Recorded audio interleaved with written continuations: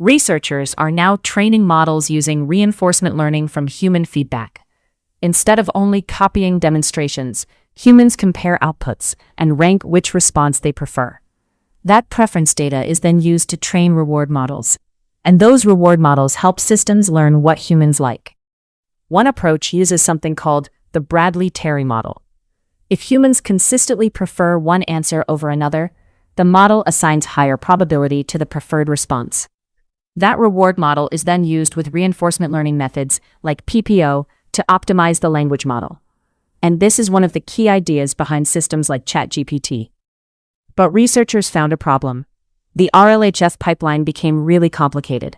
There were reward models, policy optimization, KL constraints, and different sampling strategies. So researchers introduced a new method called direct preference optimization, or DPO. Instead of training a separate reward model and then using reinforcement learning, DPO directly trains the policy on preferences themselves.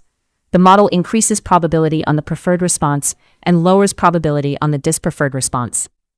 Researchers showed there is a relationship between the language model and the reward model itself. And researchers tested this across multiple baselines and language model evaluations. DPO became widely adopted in the open source community.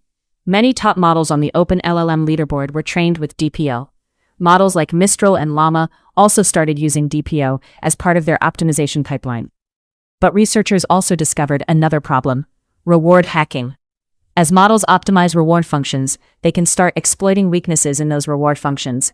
The learned reward increases while the true reward decreases. One example showed that humans slightly preferred longer responses. But after training with DPO, the model pushed responses far outside the original distribution and generated significantly longer answers. Researchers explained that the model was extrapolating in a way that was wrong. And researchers believe reward hacking is becoming an important problem for alignment algorithms, because the goal is not only maximizing reward. The goal is making sure models actually learn the behaviors humans want.